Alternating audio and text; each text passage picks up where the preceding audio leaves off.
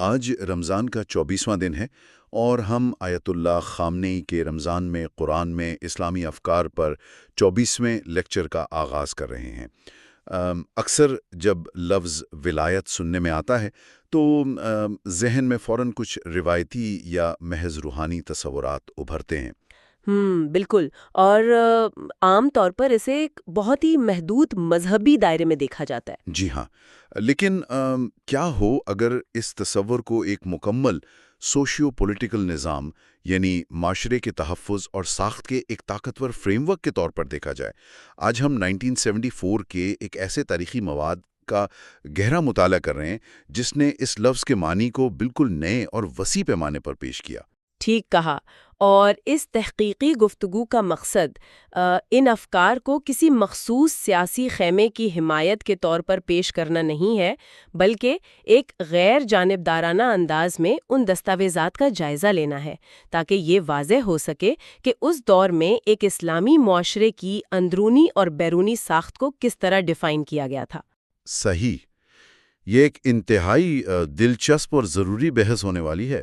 یقیناً اس مواد کی سب سے اہم بات یہ ہے کہ یہ کسی ساتھی تصور پر نہیں رکتی، بلکہ بالکل قرآنک تناظر سے ولایت کی 3 بنیادی سمتوں پر بات کرتی ہے۔ ہم صرف نظریاتی بحث نہیں کرنے والے، ہم ان تاریخی واقعات اور تجربات کو بھی دیکھیں گے جو لیکچر میں بیان کیے گئے ہیں، تاکہ یہ سمجھ آئے کہ یہ افکار حقیقی زندگی اور معاشرے میں کیسے لاگو ہوتے ہیں، ہے نا؟ بالکل، یہ گفتگو انسان کو یہ سوچنے پر مجبور کرتی ہے کہ ایک معاشرہ اپنی آزادی اور خود مختاری کو کس طرح برقرار رکھ سکتا ہے۔ اصول پر مبنی ہے، دور اندیشی اور احتیاط۔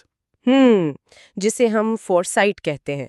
جی، یہاں پیغمبر اسلام کی ایک حدیث کا حوالہ موجود ہے جس میں فرمایا گیا ہے کہ خدا کی رحمت ہو اس شخص پر جو اپنا کام پوری توجہ اور احتیاط سے کرتا ہے۔ اس بات کو سمجھنے کے لیے ایک بہت ہی عام فہم مثال سامنے رکھی گئی ہے، ایک مسجد کے انتظامات کی۔ ہاں، وہ مائکروفون والی مثال۔ جی بالکل، اگر کوئی شخص کسی مسجد کے انتظامات دیکھ رہا ہے تو اسے پہلے سے احتمالات کی پیش بندی کرنی چاہیے۔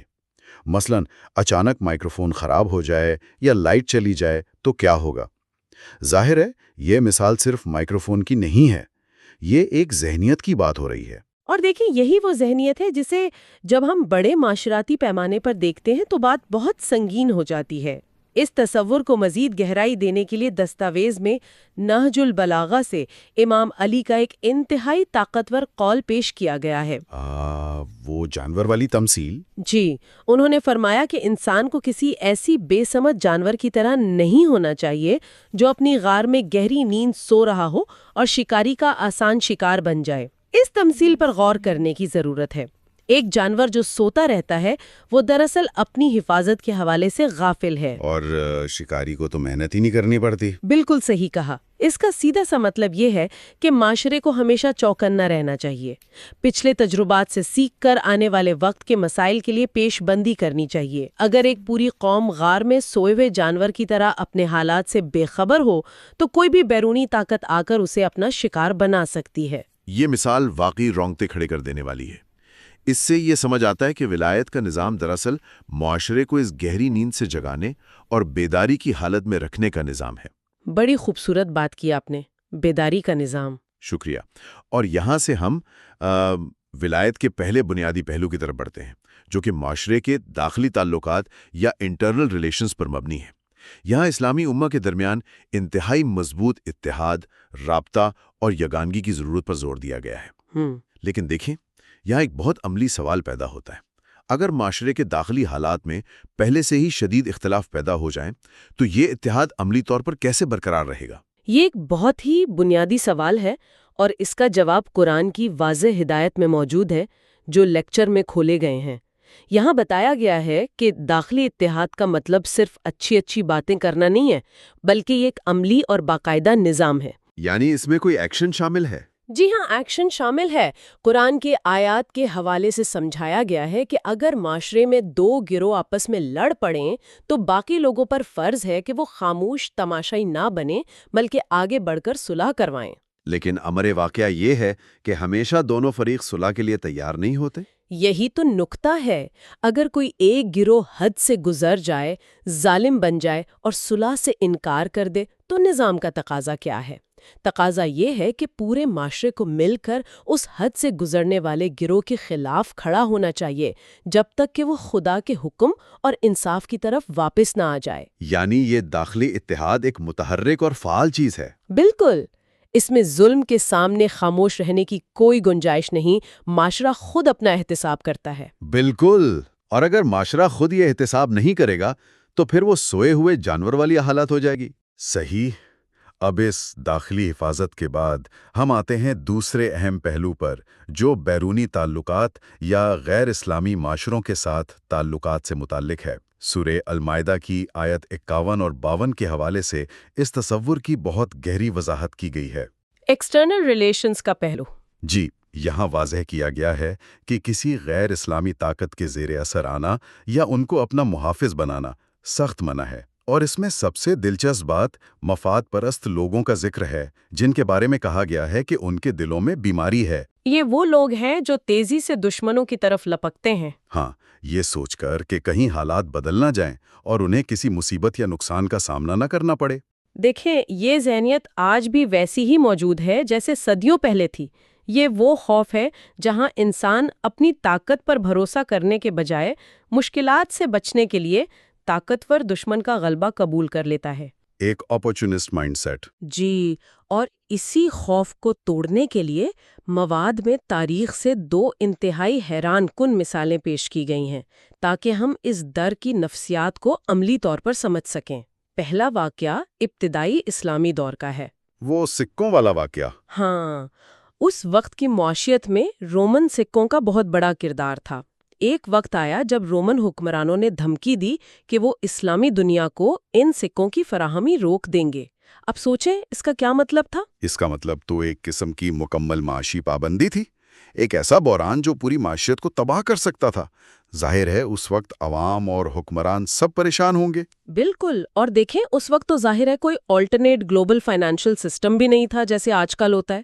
تو پھر اس سنگین مسئلے کا کیا حل نکالا گیا؟ اس پر روایت کے مطابق امام صادق یا امام باقر نے وقت کے حکمران یعنی خلیفہ کو ایک مشورہ دیا تھا۔ جی، انہوں نے فرمایا کہ اسلامی دنیا کو اپنے سکے خود ڈھالنے چاہیے۔ مقصد بالکل واضح تھا، دشمن کی معاشی طاقت اور ان کے نظام پر انحصار ہمیشہ کے لیے ختم کیا جائے۔ اس واقعے میں ایک بہت ہی گہرا سبق چھپا ہے۔ وہ یہ کہ معاشی خود مختاری کتنی ضروری ہے۔ وہ تو ہے ہی، لیکن اس سے بھی بڑی بات یہ ہے کہ امام نے امہ کے مفاد کی خاطر ان حکمرانوں کو بھی مشورہ دیا اور راستہ دکھایا جنہوں نے ان کا اپنا حق چھینا تھا۔ اچھا، یعنی داخلی سیاسی اختلافات اپنی جگہ، لیکن جب امہ کے بیرونی غلبے سے بچانے کی بات آئی تو امام نے پوری رہنمائی کی۔ بالکل، اس سے اندازہ ہوتا ہے کہ بیرونی غلبے سے قوم کو بچانا اور معاشی خود مختاری قائم کرنا اتنا بڑا مقصد ہے کہ اس کے سامنے داخلی مسائل کو پیچھے رکھ دیا گیا۔ یہ نقطہ واقعی انسان کو سوچنے پر مجبور کر دیتا ہے۔ بیرونی غلبے سے حفاظت کو ہر چیز پر ترجیح دی گئی، اور اس مواد میں جو دوسرا تاریخی واقعہ موجود ہے وہ بھی کم حیرت انگیز نہیں۔ یہ 19ویں صدی کا واقعہ ہے ایران کے ناصر الدین شاہ کا۔ جی، ریگیو کمپنی والا واقعہ۔ ہاں، جس میں شاہ نے ایک بیرونی کمپنی رجی کو ملک کے ٹوبیکو اور کسٹمز کا مکمل کنٹرول دے دیا تھا۔ یہ ایک طرح سے ملک کی معیشت کو بیرونی طاقت کے سامنے سمجھوتا کرنے والی بات تھی، جو کہ سیدھا سیدھا بیرونی ولایت کو قبول کرنا تھا۔ ٹھیک، اور اس معاہدے کے خلاف آیت اللہ مرزا شیرازی نے ایک اہم فتویٰ دیا۔ اس فتوے کے نتیجے میں عوام کی ایسی طاقت ابھر کر سامنے آئی کہ شاہ کو مجبوراً وہ معاہدہ منسوخ کرنا پڑا۔ یہ دونوں واقعات دکھاتے ہیں کہ بیرونی غلبے کو قبول نہ کرنے کی عملی شکل کیا ہوتی ہے، لیکن یہاں ایک اہم غلط فہمی کو دور کرنا بہت ضروری ہے۔ کس قسم کی غلط فہمی؟ اکثر جب بیرونی غلبے کو مسند کرنے کی بات آتی ہے تو لوگ اس کا مطلب دنیا سے الگ تھلگ ہونا سمجھ لیتے ہیں، جسے عام زبان میں پولیٹیکل آئسولیشن یا سفارتی تنہائی کہا جاتا ہے۔ یہاں آیت اللہ خمینی کے لیکچر میں واضح کیا گیا ہے کہ اس تصور کا یہ مطلب ہرگز نہیں ہے۔ یعنی ڈپلومیٹک ریلیشن سے منع نہیں کیا گیا؟ بالکل نہیں۔ سفارتی، سیاسی اور تجارتی تعلقات قائم کرنا، تجارت کو فروغ دینا اور باقاعدہ سفیروں کا تبادلہ کرنا ایک زندہ معاشرے کے لیے بالکل ٹھیک اور ضروری ہے۔ مسئلہ تعلقات کا نہیں ہے، مسئلہ حق کے حاکمیت یا غلبے کا ہے۔ کسی بھی غیر اسلامی طاقت کو معاشرے کے اوپر اس طرح کا اثر و رسوخ حاصل کرنے کی اجازت نہیں ہونی چاہیے کہ وہ فیصلے مسلط کر سکے۔ بہت خوب۔ تو مقصد آزاد رہ کر دنیا سے جڑنا ہے، نہ کہ غلام بن کر۔ اب اس داخلی اور بیرونی وضاحت کے بعد اس تحقیقی گفتگو کا رخ تیسرے اور سب سے اہم پہلو کی طرف مڑتا ہے، اور وہ ہے مرکزی قیادت اور امامت۔ جی، یہ ولایت کی ساخت کا تیسرا ستون ہے۔ اس مطالعے میں یہ بات ٹھیک ٹھیک واضح کی گئی ہے کہ شیعہ افکار میں امامت اور ولایت کا تصور کوئی باہر سے لائی گئی چیز نہیں ہے، بلکہ براہ راست قرآن سے اخذ کیا گیا ہے۔ صحیح۔ ایک ایسی مرکزی قیادت کی ضرورت پر بات کی گئی ہے جو امہ کو ایک سمت میں رکھے، سب کو بھٹکنے سے بچائے اور ان بیرونی اثرات سے محفوظ رکھے جن کا ہم نے ابھی ذکر کیا۔ اس قیادت کے معیار کو سمجھنے کے لیے خدا کی طرف سے امام کے منتخب ہونے کا تصور حضرت ابراہیم کی مثال سے سمجھایا گیا ہے۔ قرآن میں اللہ تعالیٰ حضرت ابراہیم سے فرماتا ہے، میں تمہیں لوگوں کے لیے امام بنا رہا ہوں۔ یہاں امام محض ایک عام رہنما نہیں ہے، بلکہ ایک ایسی ہستی ہے جو پورے معاشرے کی روحانی اور مادی سمت کا تعین کرتی ہے۔ اور اسی لیکچر میں 11ویں امام الحسن العسکری کے حوالے سے ایک رہبر کی بنیادی خصوصیات کی فہرست بھی بیان کی گئی ہے۔ جی، اور وہ خصوصیات کیا ہے؟ فرمایا گیا ہے کہ رہبر وہ ہے جو اپنے نفس کا محافظ ہو، اپنی دین پر مضبوطی سے قائم ہو، اپنی نفسانی خواہشات کو دبانے کی طاقت رکھتا ہو اور اپنے مولا یعنی خدا کا مکمل فرمانبردار ہو۔ یہ ایک بہت اونچا معیار ہے۔ یقیناً ایک لمحے کے لیے سوچیں، جو شخص اپنے ہی نفس اور خواہشات پر قابو نہ پا سکے، وہ کسی قوم کی آزادی کی حفاظت کیا کرے گا؟ ایسے پرہیزگار شخص کی قیادت ہی معاشرے کو اصل ولایت فراہم کر سکتی ہے۔ اس سے منسلک ایک اور اہم نقطہ اس تناظر میں امام علی کی ولایت کے حقیقی مطلب پر پیش کیا گیا ہے۔ یہاں واضح کیا گیا ہے کہ ولایت کا تعلق صرف شدت جذبات یا محفلوں میں نام لینے تک محدود نہیں ہے، بلکہ یہ افکار اور اعمال میں مکمل پیروی کا نام ہے۔ جی، پیغمبر اسلام کا وہ مشہور فرمان پیش کیا گیا ہے کہ علی ابن ابی طالب کی ولایت میری پناہ گاہ ہے۔ اس کا مفہوم یہ ہے کہ اگر کوئی واقعی دنیا کے ان مسائل اور بیرونی غلبے سے پناہ چاہتا ہے تو اسے ان کے جیسا کردار اور ذہنیت اپنانی ہوگی۔ اور اس سفر میں قرآن کو ایک ایسا رہنما قرار دیا گیا ہے جو انسان کو کبھی دھوکہ نہیں دیتا، جیسا کہ خود امام علی نے فرمایا تھا کہ قرآن ایک ایسا نصیحت کرنے والا ہے جو کبھی جھوٹ نہیں بولتا، اور ایک ایسا راستہ دکھانے والا ہے جو کبھی گمراہ نہیں کرتا۔ واہ، یہی وہ نقطہ ہے جہاں نظام اور انسان کا آپس میں ایک گہرا تعلق بنتا ہے۔ اب سوال یہ پیدا ہوتا ہے کہ جب یہ نظام قائم ہوتا ہے تو اس میں رہنے والے لوگوں کی عملی زندگی کیسی دکھتی ہے؟ ایک مثالی معاشرہ کیسا ہوتا ہے؟ اس پر سورہ المائدہ کی آیات 54 کا حوالہ دیا گیا ہے، جو سچے مومنین کی بے مثال خصوصیات بیان کرتی ہیں۔ آیت 54۔ جی، یہ آیت بتاتی ہے کہ اصل مومن وہ ہیں جو آپس میں یعنی اپنے درمیان نہایت عاجز، نرم اور مہربان ہوتے ہیں، لیکن وہی لوگ دشمنوں کے سامنے انتہائی سخت اور مضبوط پہاڑ کی طرح کھڑے ہوتے ہیں۔ یعنی داخلی طور پر نرم اور بیرونی دشمن کے لیے سخت۔ جی، وہ خدا کی راہ میں مسلسل جدوجہد کرتے ہیں، اور ان کی سب سے بڑی نشانی یہ بتائی گئی ہے کہ وہ کسی ملامت کرنے والے کی ملامت سے نہیں ڈرتے۔ دنیا کیا کہے گی، لوگ کیا سوچیں گے، اس بات کا خوف انہیں حق پر کھڑے ہونے سے نہیں روک سکتا۔ اور اس کے فوراً بعد آیات 55 کی وضاحت آتی ہے جو اس ولایت کے سلسلے کو قطعی طور پر واضح کرتی ہے۔ آیت کہتی ہے، تمہارا اصلی والی صرف اللہ، اس کا رسول اور وہ مومن ہے۔ یہاں لیکچر میں ایک عام ذہنی الجھن کا سامنا کیا گیا ہے۔ وہ الجھن انبیاء کے ہمیشہ دنیا میں نہ رہنے کے حوالے سے ہے نا؟ بالکل، سورہ زمار کے مطابق انبیاء دنیا میں ہمیشہ زندہ نہیں رہتے، تو رسول کے بعد اس نظام کی باغ توڑ کس کے ہاتھ میں آتی ہے؟ اور آیت 56 کے تحت یہ پیمان کیا گیا ہے کہ جو خدا، اس کے رسول اور مومنین کی ولایت میں آتے ہیں، جسے قرآن نے حزب اللہ کہا ہے، وہی آخر میں کامیاب ہوتے ہیں۔ اب ان آیات اور افکار کو بیان کرتے ہوئے اس تحقیق میں ایک انتہائی حساس اور اہم نقطے پر آ کر آیت اللہ خامنئی نے اس مطالعے کو ایک ایسی سمت دی ہے جس کی آج بھی بے حد ضرورت ہے۔ آپ سیکٹیرین اتحاد کی بات کر رہے ہیں، فقہی یگانگی؟ جی، اس بات کو بالکل کھل کر بیان کیا گیا ہے کہ شیعہ عقائد ان کے اپنے اسلام اور قرآن کی سمجھ پر مبنی ہیں، لیکن اس کا مقصد کبھی بھی سنی بھائیوں کے ساتھ تصادم، جھگڑا یا بحث پیدا کرنا نہیں ہے۔ کیونکہ دونوں کے دشمن مشترکہ ہیں۔ اس بات کی مثال یوں دی جا سکتی ہے کہ جب دشمن گھر کے دروازے پر حملہ آور ہونے کے لیے تیار کھڑا ہو تو اندر بیٹھے دو بھائیوں کو آپس میں عقائد یا تفصیلات پر بالکل نہیں لڑنا چاہیے۔ یہ مثال واقعی بہت واضح ہے۔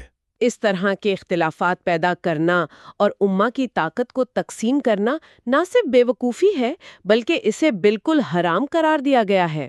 واقعی اصولوں اور عقائد کی پرورش کریں پر اس کے نام پر دشمنی اور فساد نہ پالیں۔ یہ ایک بہت ہی گہرا اور بیلنس اپروچ ہے جو اس لیکچر میں پیش کیا گیا۔ اب ہم اس گہری گفتگو کو سمیٹتے ہیں۔ ہم نے ان افکار کے مطالعے سے یہ دیکھا کہ ولایت محض لفظوں کا مجموعہ نہیں بلکہ ایک جیتا جاگتا نظام ہے جو 3 ستونوں پر قائم ہے۔ پہلا، داخلی اتحاد، جہاں بھائی چارہ ہو اور ظالم کو اس کی حد میں رکھا جائے۔ دوسرا، بیرونی خود مختاری، جہاں دنیا کے ساتھ برابری کی سطح پر تجارتی اور سفارتی تعلقات تو ہوں لیکن کسی طاقتور کا اثر و رسوخ یا دباؤ ہرگز قبول نہ کیا جائے۔ اور تیسرا، ایک مضبوط پرہیزگار مرکزی قیادت جو اپنے نفس پر قابو رکھتی ہو اور معاشرے کو ٹھیک سمت میں چلائے۔ ان سب باتوں کو ذہن میں رکھتے ہوئے آخر میں سننے والوں کے سوچنے کے لیے ایک انتہائی فکر انگیز سوال ابھرتا ہے جو اس مطالعے کے اس حصے سے جڑا ہے جہاں مفاد پرست لوگوں کا ذکر تھا۔ ہم نے دیکھا کہ کیسے کچھ لوگ حالات کی تبدیلی یا مشکلات کے خوف سے اپنے اصولوں پر سمجھوتا کر کے دشمنوں سے جا ملتے ہیں، اور بعد میں شرمندہ ہوتے ہیں جب حق والوں کی جیت ہوتی ہے۔ جی، تو آج کے دور میں ہر انسان کو یہ سوچنا چاہیے کہ کیا وہ اپنی روزمرہ زندگی، اپنے اداروں یا معاشرے میں کسی نقصان کے خوف کی وجہ سے اپنے بنیادی اصولوں اور خود مختاری پر سمجھوتا تو نہیں کر رہا، اور واقعی ان سچے مومنین کی طرح ملامت کرنے والوں کی ملامت سے بے خوف رہنے کے لیے ذہن اور دل میں کتنی عظیم قربانی اور سچا داخلی اتحاد کی ضرورت ہوتی ہے۔ یہ سچ میں ایک ایسا تیرتا ہوا سوال ہے جو انسان کے ضمیر کو جھنجھوڑتا ہے اور اسے اپنے اعمال پر دوبارہ غور کرنے کی دعوت دیتا ہے۔ اور اسی آخری فکر انگیز سوال کے ساتھ ہم اپنی اس تحقیقی گفتگو کا اختتام کرتے ہیں۔ امید ہے کہ 1974 کے اس تاریخی لیکچر کے مواد نے ذہن میں مزید تحقیق اور غور و فکر کے نئے دروازے کھولے ہوں گے۔ وقت نکالنے کا شکریہ۔ خدا حافظ۔